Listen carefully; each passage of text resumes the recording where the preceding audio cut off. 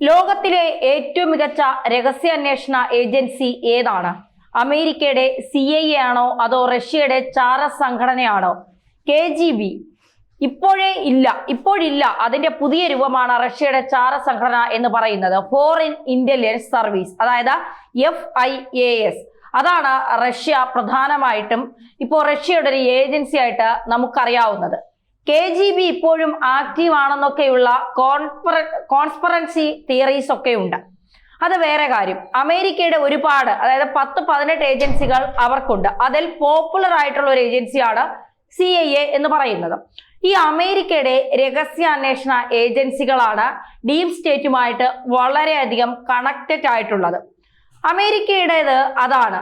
ISI ആണ് പാകിസ്ഥാന്റെ രഹസ്യാന്വേഷണ ഏജൻസി. ചൈനയ്ക്കുമുണ്ട് അവരുടേതായിട്ടുള്ള രഹസ്യാന്വേഷണ ഏജൻസികൾ. അപ്പോ 2-3 ദിവസമായിട്ട് ഒരു വാർത്ത, 2-3 ദിവസമല്ല, ഒരാഴ്ച 1-2 ആഴ്ചയായിട്ട് ഒരു വാർത്തയൊക്കെ പ്രചരിക്കുന്നുണ്ട്.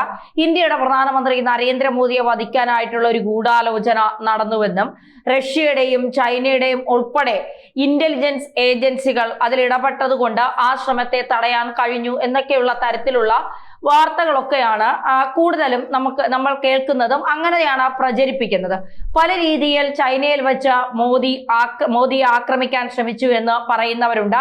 മലേഷ്യയുടെ തലസ്ഥാനമായ കോലാലംപൂരിൽ വെച്ച് ആസിയാൻ ഉച്ചകോടിയിൽ പങ്കെടുക്കുകയാണെങ്കിൽ അവിടെ വെച്ച് അദ്ദേഹത്തെ വധിക്കാനുള്ള ശ്രമം ഉണ്ടായി എന്ന് പറയുന്നുണ്ട്.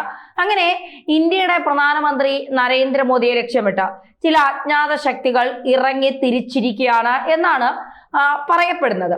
അപ്പോ ഇതിനകത്ത് കുറച്ചേറെ കാര്യങ്ങൾ നമ്മൾ മനസ്സിലാക്കേണ്ടതുണ്ട്.